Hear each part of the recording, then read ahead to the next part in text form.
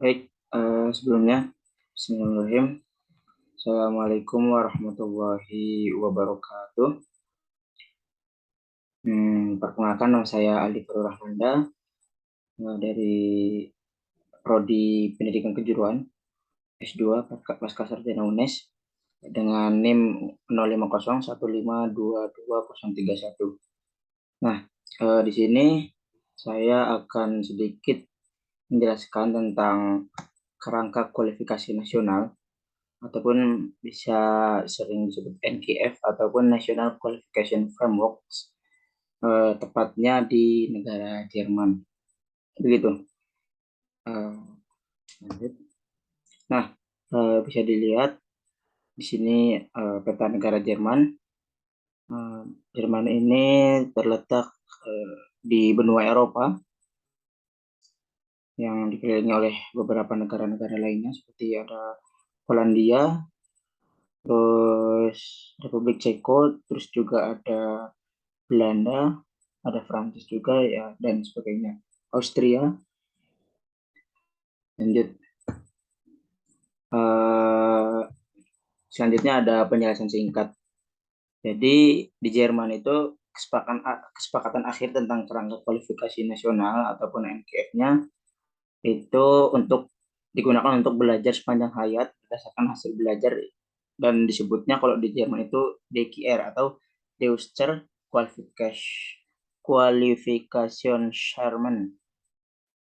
Nah, dalam pertemuan tingkat tinggi pada 31 Januari 2012, para pemangku kepentingan memperpanjang perjanjian untuk menyelaraskan kualifikasi ini. Karena kualifikasi ini bersifat penting dari kejuruan pendidikan dan pelatihan dan pendidikan tinggi ke jenjang DKR. Untuk saat ini, kualifikasi dari pendidikan umum, misalnya sertifikat cuti sekolah, tidak termasuk dalam kerangka. Keputusan tentang ini telah ditunda dan akan ditinjau kembali setelah jangka waktu 5 tahun. Jadi untuk pemutusan NQF ataupun yang di Jerman disebut DQR ini, pemutusannya mungkin dilakukan 5 tahun sekali begitu. Lanjut. Jadi apa itu tujuan NQF atau di Jerman itu disebut DQR itu? Yang pertama itu untuk meningkatkan transparansi dalam kualifikasi Jerman dan pengakuan bantuan atas kualifikasi Jerman di tempat lain di Eropa. Yang kedua, mendukung mobilitas pelajar dan karyawan antara Jerman dan lainnya dan negara-negara Eropa lainnya, termasuk yang ada di Jerman sendiri. Yang ketiga, meningkatkan visibilitas kesetaraan dan perbedaan antara kualifikasi dan mempromosikan permeabilitas. Yang keempat, mempromosikan keandalan, peluang transfer, dan jaminan kualitas. Lanjut, yang kelima, meningkatkan orientasi keterampilan kualifikasi, sudah jelas. Yang keenam, memperkuat orientasi hasil belajar dan proses kualifikasi. Yang ketujuh, meningkatkan peluang untuk validasi dan pengakuan non-formal dan pembelajaran informal. Dan yang kedelapan, mendorong dan meningkatkan akses dan partisipasi dalam pembelajaran sepanjang hayat. Lanjut ke level deskriptor. Nah, level deskriptor ini menggambarkan kompetensi yang dibutuhkan untuk memperoleh kualifikasi. Struktur keseluruhan dipandu oleh orang Jerman yang mapan pendekatan terminologis dan konseptual mengacu pada Handlungskompetenz. Itulah yang membedakan DKR antara kategori kompetensi, di mana di Jerman ini kompetensinya itu dibagi menjadi dua, seperti yang terlihat di layar. Yang pertama itu ada kompetensi profesional dan kompetensi personal. Nah, di dalam kompetensi profesional itu juga dibagi lagi menjadi dua. Yang pertama ada kompetensi yang menyangkut pengetahuan, di mana pengetahuan itu sendiri terkait dengan kedalaman dan keluasan.